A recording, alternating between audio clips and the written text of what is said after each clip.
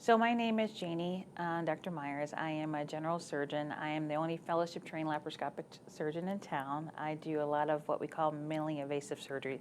That means I take out big organs with small incisions, and I was able to do that after doing a 5-year general surgery residency, and then I did an extra year as a fellowship. So in the community as a surgeon, I work on parathyroids, thyroids, pretty much anything in the belly except for low-lying rectal cancer. While being in the community, I'm already a part of the community, meaning the fact that I'm helping people in a medical sense, okay? But I've always felt the need to give back to others, so I do volunteer at a lot of different things. Some of them are nationally volunteering, as well as community volunteering. And the community volunteering has to be a part of I am the medical advisor for the breast cancer survivor, which is done by 𝓂𝓨. I mean, anybody knows 𝓂𝓨, she's great. But it's one of the 2 breast cancer, I guess, counseling services or services that is provided to the area for people with breast cancer. And I also periodically give to Man on 7. That is a place on 7th Street that is very good about making sure that people who don't have anything over the weekends are able to at least support them and their families. As of April, it will be a full year. That was April 1st. So earlier this month, I would have been in Terre Haute for a full 2 years. People just think I'm ingrained, and I'm just like, no, I just do a lot of stuff because I love Terre Haute. It's one of the communities that's very similar to a community I was raised in.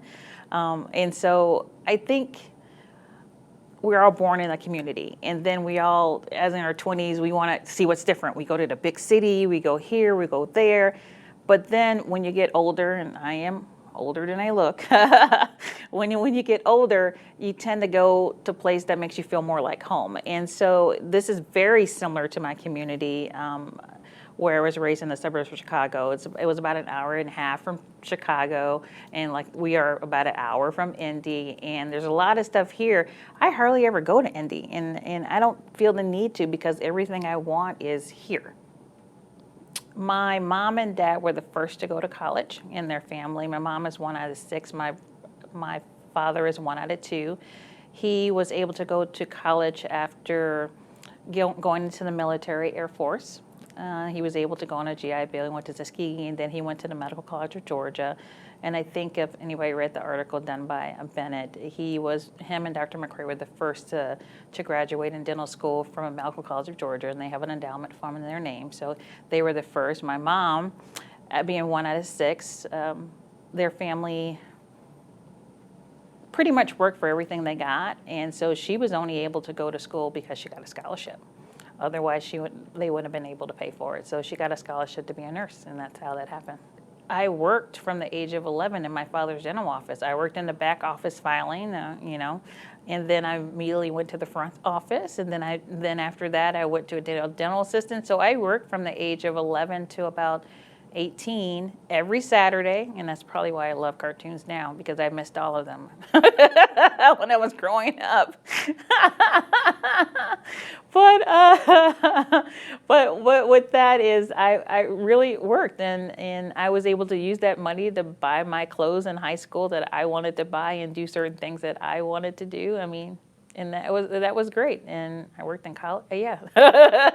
I don't strive to be the first. I just strive to do what I feel that I would be the most needed and helpful. So a lot of these things, yes, I was the first, and sometimes people will tell me, well, you're the first, and I'm like, really? Okay, well, that's cool. But I don't go out to be the first. I think you need to do what you feel that it's helpful and what you think you'll be good at and what you love. I guess I'm very good at time management because I don't realize it. I don't realize it that I do a lot of different things, but sometimes I do this, sometimes I do that. Like right now I know I have to get something done by the end of March, and I'm a planner, so I don't wait till the last minute. I'm never one to rush. Even for today, I came 30 minutes early. So my pet peeve is is to not be late. But that being said, I'm planner, and I guess section off my time, and I've always done it that way. But I think you learn some of what makes you a person is your socialization when you're growing up. A lot of it. I mean, my parents were, my mom was just a nurse. She did other things outside of that. My father did other things outside of that. I think you emulate what you see in that aspect. So time management is a big part of it. And I can tell you wholeheartedly, the more I have to do, the better I am at it. If I have less to do, I'll procrastinate. So I recently gave a talk, and I did some research to try to figure out how many female surgeons are there, because I didn't know. So I think what I figured out was out of all the doctors that are in the United States, active and retiring, about 40% are female doctors. Out of all the surgeons, only the 40%, only 30 of them are actually surgeons. And then it's more specialized. So it's a very small amount of all the female doctors that are actually surgeons. And then out of that, African American is less than that. I think it figured out to be like 1 or 2%. You ever got that person that comes up to you and goes, have you ever thought about this? And that's what kind of happened. Somebody was like, and Dr. Kaur specifically was like, hey, have you ever thought about running for office? And I can tell you, I think I said no 3 times. I said no the first time. And then I was like, oh, I'm too new. Come at me another 4 years from now. And then I was like, okay, what is it about again? What actually do you do? Because I'm not going to do a job unless I know what the job entails. I mean, that's just me. I'm not going to say yes to something and only know about 10% of it. So I actually talked to the deputies. I talked to Donna, who's our secretary the last 30 years. I kind of interview people because I wanted to know what the job entailed, because I didn't want to. I am very conscious and, what's the word I want to say? I am very, it's not concerned. I want to always do my best. And those are the values that, my parents taught me. So I don't want to do anything where I can't give my all or do my best. So I wanted to make sure that was something that I could physically do, as well as would I be able to give 110%. Because, if you go for 100, you're going to make 90. You got to do 110. So after that, and thinking about everything, I was like, you know what? Let's do it. Let's try it. Let's see what it is. And I can tell you, running for an elected office is different from running for any other office. I mean, it's I hate to say politicking, but it's different. You're telling somebody who doesn't know you why they think that they should vote for you and what you can offer them. But there's no guarantees, right? How many people you elect to office and nothing happens? There's no promises. They're promises they give. And that's different, because in surgery, you're telling people what you can do for them, but you're going to do it. You're not going to just throw some smoke. You're not just going to say things and nothing's going to come out of it. So it is a little different in that aspect. I've never had to be in a job where I ask people for money. So so it's like, hey, vote for me, but if you agree with me, give me $10, give me $5, or give me whatever you think is needed, because you know what? This costs, that costs, that costs, and I can't do it without you. So you really do need to, if you believe that I am the person for you, please donate to da-da-da-da-da-da. So it's a different beast. So it's different. It's hard to do. I consider myself a very friendly girl. I can pretty much talk to anybody about any different things. But asking somebody for money that you don't know, that's a little different. That was very interesting, because I can tell you when I first got here, they were just like, oh no, this is a Democratic county. I've always been a Democratic county. But I mean, anyone that lived in Vigo County, I mean, it was a interesting race. It was very interesting race. And I do believe that people voted for who they wanted to vote for, and they think that they will do a good job in those areas. I love what I do as a surgeon. But I always think that you should keep your eyes and ears open to different opportunities that I guess take you out of your comfort level. And so this is definitely something totally different. And I just love the forensics part of it. It is really fascinating. And it's interesting is that I remember going, I had to, as a newly elected coroner, you have to go to 40 hours of medical legal of training to figure out how to become an MDI.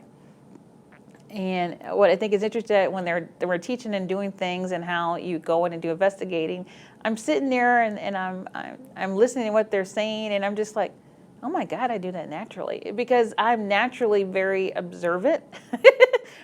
And I notice little things that move or change, and I naturally do that. So I'm like, oh, I'm OCD. I naturally do this, which is, and I tell people all the time, it's great for being a surgeon because I'm very detail orientated. Not so good for husbands and boyfriends if they're doing something they're not supposed to be doing, but but I'm very detail orientated, and so it works out great for me because it goes to my natural strength.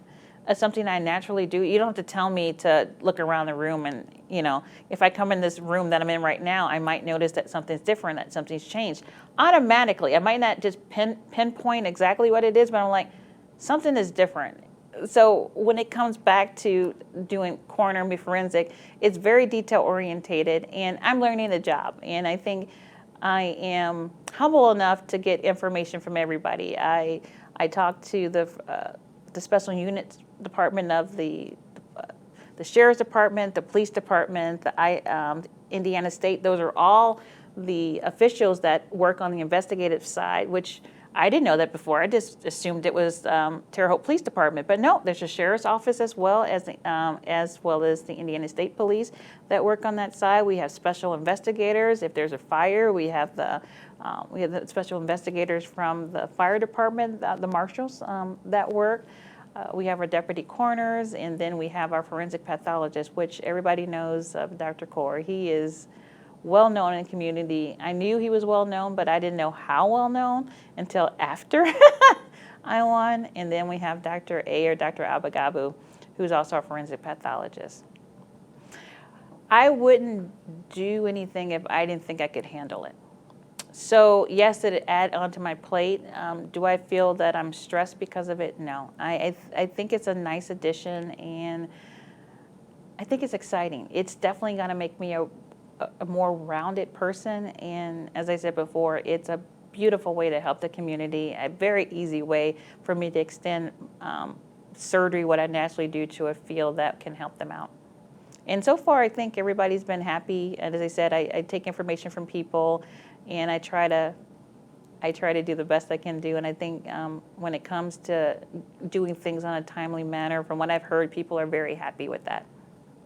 I want to make sure that I am doing what I can the best for people that are living, as well as the people that are deceased, because it's tricky. You want to make sure that you get the right answer for them, because it makes a difference for some people if they get an insurance policy or not, or if they go to court or not.